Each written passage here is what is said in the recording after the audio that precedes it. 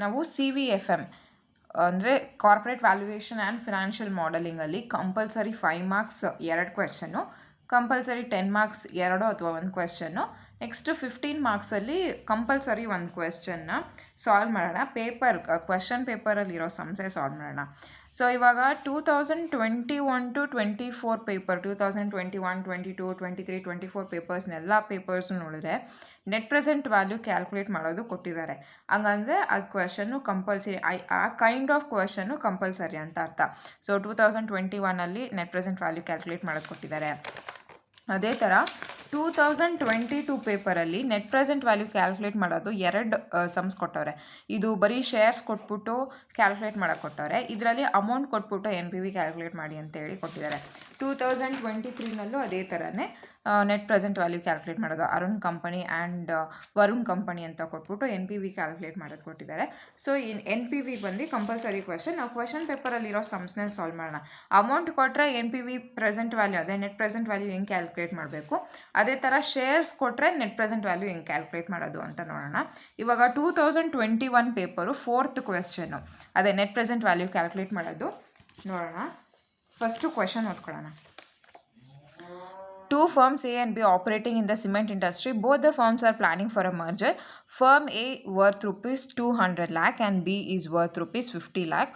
On merging, the two would allow cost saving with a present value of rupees 25 lakh. Assume that A buys B for a cash of rupees 65 lakh. Estimate the value of combined firm. Cost of merger for firm A, NPV to B's shareholder and the NPV to A's shareholders. So ಇದನ್ನು ಕೇಳಿದಾರಲ್ವಾ. ಇವಾಗ ಯಾವುದು first some ಓದಿದ ತಕ್ಷಣ ಯಾವುದು acquiring firm, ಯಾವುದು target firm ಅಂತ identify ಮಾಡಬೇಕು. ಯಾವುದು ಅಕ್ವೈರಿಂಗ್ ಕಂಪನಿ, ಯಾವುದು ಟಾರ್ಗೆಟ್ ಕಂಪನಿ. ಇವಾಗ A B ಇರುತ್ತೆ. A ಒಂದು ಕಂಪನಿ, B ಒಂದು ಕಂಪನಿ ಅಂತ ಇಟ್ಕೊಳ್ಳಿ. A ಬಂದು Bನ ಪರ್ಚೇಸ್ ಮಾಡ್ತಾ ಇದೆ. A is purchasing B, which means that A is acquiring firm and B is target firm. ಇವಾಗ A B ಪರ್ಚೇಸ್ ಮಾಡೋದ್ರಿಂದ A ಕಂಪನಿ B ಕಂಪನಿನ ಪರ್ಚೇಸ್ ಮಾಡೋದ್ರಿಂದ A ಅಕ್ವೈರಿಂಗ್ ಕಂಪನಿ ಆಗುತ್ತೆ, B ಬಂದು ಟಾರ್ಗೆಟ್ ಕಂಪನಿ ಆಗುತ್ತೆ. ಇಲ್ಲೂ ಅದೇ ಥರ ನೋಡಿ. Assume that A byes B ಅಂತಂದರೆ A ಬಂದು B ಕಂಪನಿನ ಪರ್ಚೇಸ್ ಮಾಡ್ತಿದೆ. ಹಂಗಂದರೆ A ಕಂಪನಿ ಅಕ್ವೈರಿಂಗ್ ಕಂಪನಿ ಆಗುತ್ತೆ and B company target company ಆಗುತ್ತೆ. ಸೊ ನಾವು given ವ್ಯಾಲ್ಯೂಸ್ನ ಬರ್ಕೊಳ್ಳೋಣ. 2 firms A and B operating in the cement industry. Both the firms are planning for a merger. Firm A is rupees 200 lakh. So A company is a acquiring company. Acquiring ಕಂಪನಿದು worth 200 lakh ಅಂತ ಕೊಟ್ಟವ್ರೆ. So A company acquiring company, value of acquiring company is 200 lac.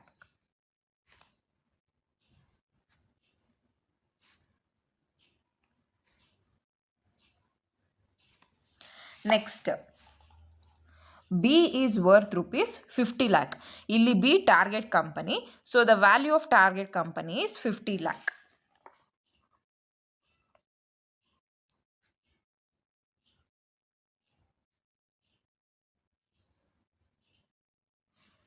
VT is equals to 50 lakh. Next ಏನು information ಕೊಟ್ಟಿದ್ದಾರೆ. On merging, the two would allow cost saving with present value of rupees 25 lakh. Cost saving, cost advantage ಇದೆರಡು ಕೊಟ್ಟಿದೆ, ಅದು benefit ಅಂತ ಅರ್ಥ. So cost saving ಅಂದರೆ obviously ಅದು benefit ತಾನೆ. So benefit is equals to 25 lakh. Next assume that A buys B for a cash of rupees 65 lakh. So A company B ಕಂಪನಿನ purchase ಮಾಡಬೇಕಾದ್ರೆ ಅದು 65 ಲ್ಯಾಕು ರೆಂಟ್ ಮಾಡಿರುತ್ತೆ Bಗೆ. ಸೊ ಎಷ್ಟು ಕ್ಯಾಶ್ ಕೊಟ್ಟವ್ರೆ? 65 ಲ್ಯಾಕ್. ಇದೇ given information. Once again I let you know. 2 firms A and B operating in the cement industry.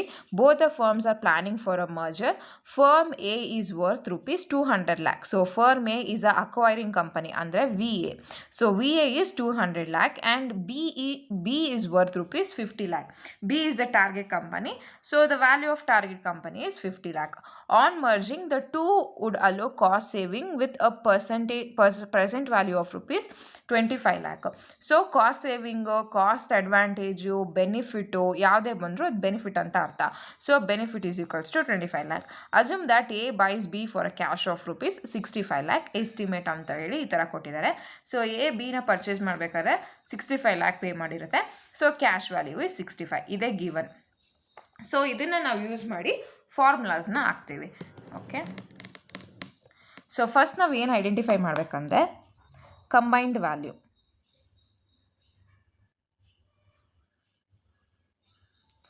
VAT identify ಮಾಡಬೇಕು. So ಅದಕ್ಕೆ formula benefit is equals to VAT minus VA plus VT. Okay, value of both the company, A company B company ಎರಡು merge ಆಗಿದ ತಕ್ಷಣ combined value ಏನು ಬರುತ್ತೆ ಅಂತ ನಾವು identify ಮಾಡಬೇಕು. ಸೊ ಅದಕ್ಕೆ ಫಾರ್ಮುಲಾ ಬಂದು benefit is equals to VAT minus VA plus VT. So ಇದಕ್ಕೆ ಬೆನಿಫಿಟ್ ವ್ಯಾಲ್ಯೂ ಎಷ್ಟಿದೆ? 25. Benefit is equals to 25 lakh. So 25 is equals to VAT ನಮಗೆ ಗೊತ್ತಿಲ್ಲ, ನಾವು ಅದನ್ನೇ ಕ್ಯಾಲ್ಕುಲೇಟ್ ಮಾಡಬೇಕಾಗಿರೋದು. So VAT minus VA value of acquiring company. VA is 200 lakh. So 200 plus value of target company VT is equals to 50. ಇದನ್ನು ನಾವು ಇವಾಗ compute ಮಾಡಬೇಕು ಅಷ್ಟೇ. So 25 is equals to VAT minus 200 plus 50 is 250. ಇವಾಗ 250 minus ಇದೆಯಲ್ಲ, so ಈ 250ನ ನಾವು ಲೆಫ್ಟ್ ಸೈಡು ಟ್ರಾನ್ಸ್ಫರ್ ಮಾಡಬೇಕು. ಮೈನಸ್ ಇರೋದು ಲೆಫ್ಟ್ ಸೈಡ್ ಟ್ರಾನ್ಸ್ಫರ್ ಮಾಡಿದ್ರೆ ಪ್ಲಸ್ ಆಗುತ್ತೆ. Is equals to VAT. So 25 plus 250 is 275. So VAT is 275. So ನಾವಿವಾಗ ಕಂಬೈನ್ಡ್ ವ್ಯಾಲ್ಯೂ ಐಡೆಂಟಿಫೈ ಮಾಡಾಯಿತು. ಅದೇ ಅವ್ರು ಫಸ್ಟ್ ಕೇಳಿರೋದು the value of combined firm. So ಇದನ್ನು ನಾವು ಐಡೆಂಟಿಫೈ ಮಾಡಾಯಿತು. Next the cost of merger for firm A. So cost of ಮರ್ಜರ್ನ ನಾವು ನೆಕ್ಸ್ಟ್ ಐಡೆಂಟಿಫೈ ಮಾಡಬೇಕು. So B is equals to cost of merger. Cost of ಮರ್ಜರ್ಗೆ formula cash donation minus VT ಅಂದರೆ value of target company. So cash donation ಅಂದರೆ ಎಷ್ಟು cash pay ಮಾಡಿದ್ದೀವಿ ನಾವು. ಇವಾಗ ಎ ಕಂಪನಿ ಬಿ ಕಂಪನಿನ ಪರ್ಚೇಸ್ ಮಾಡೋಕ್ಕೆ ಅವ್ರು ಎಷ್ಟು ಕ್ಯಾಶ್ ಪೇ ಮಾಡಿದ್ದಾರೆ? 65 lakh ಕ್ಯಾಶ್ ಪೇ ಮಾಡಿದ್ದಾರೆ. So 65 lakh minus value of target company. So value of target company is 50. ಅದನ್ನು ನಾವು ಎಂಟ್ರಿ ಮಾಡ್ಕೋಬೇಕು. So 50. So 65 minus 50 is 15 lakh. So the cost of merger is 15 lakh. VAT is 275 lakh. Lakhs na mention ಮಾಡಬೇಕು. Okay, next so second one identify ಮಾಡಾಯಿತು.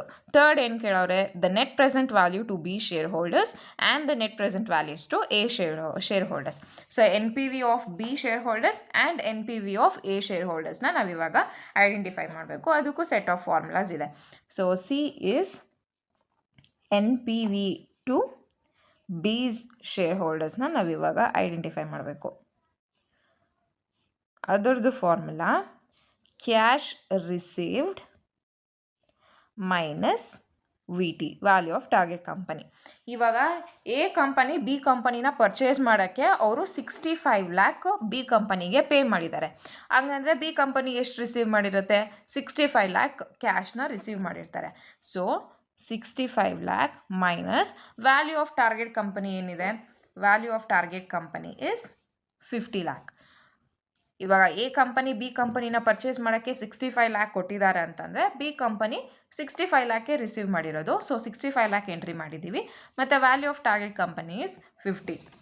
ಅದನ್ನು entry ಮಾಡ್ಕೊಳ್ಳೋಣ. 65 minus 50 is 15 lakh. So the NPV to B's shareholders is 15 lakh.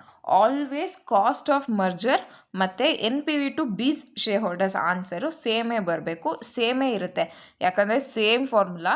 ಮೇಲೆ cash donation ಅಂತ ಬರೆದಿರ್ತೀವಿ, NPV to B ಶೇರ್ ಹೋಲ್ಡರ್ಸ್ಗೆ cash received ಅಂತ ಬರೆದಿರ್ತೀವಿ, ಅಷ್ಟೇ ಡಿಫ್ರೆನ್ಸ್. ನೆಕ್ಸ್ಟ್ D1 ಏನಂದರೆ NPVs to A's company shareholders. ಇದಕ್ಕೆ formula benefit minus cost of acquisition.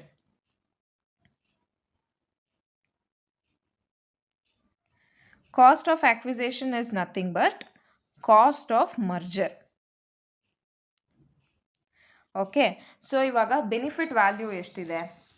Benefit value 25 lakh. So 25 ಲ್ಯಾಕ್ನ ನಾವು ಎಂಟ್ರಿ ಮಾಡ್ಕೋತೀವಿ minus cost of merger. Cost of merger or cost of acquisition ಅಂದರೆ ಇದೆ. ಕಾಸ್ಟ್ ಆಫ್ ಮರ್ಜರ್ ವ್ಯಾಲ್ಯೂ ನಾವು identify ಮಾಡಿದ್ದೀವಿ which is 15 lakh. So benefit is 25 lakh minus cost of acquisition or the cost of merger is 15 lakh which will give rise to. So first ನಾವು given ಬರ್ಕೋಬೇಕು, like value of acquiring company ಎಷ್ಟು, value of target company ಎಷ್ಟು, benefit ಎಷ್ಟು ಕೊಟ್ಟಿದ್ದಾರೆ, cost ಎಷ್ಟು ಕೊಟ್ಟಿದ್ದಾರೆ ಅಂತ ಬರ್ಕೊಂಡು next combined ವ್ಯಾಲ್ಯೂಗೆ ಫಾರ್ಮುಲಾ ಮಾಡಿ ಕಂಪ್ಯೂಟ್ ಮಾಡಬೇಕು. Cost of merger next NPV. Cost of merger NPV always same answer ಬರಬೇಕು ಬಿಕಾಸ್ ಫಾರ್ಮುಲಾ ಸೇಮ್. ಅಲ್ಲಿ ಕ್ಯಾಶ್ ಡೊನೇಷನ್ ಅಂತ ಹಾಕಿರ್ತೀವಿ, ಕೆಳಗಡೆ ಕ್ಯಾಶ್ ರಿಸೀವ್ಡ್ ಅಂತ ಹಾಕಿರ್ತೀವಿ. Next NPV to shareholders, formula benefit minus cost of acquisition ಅಥವಾ cost of merger cost of ಆಕ್ವಿಸೇಷನ್ ಎರಡು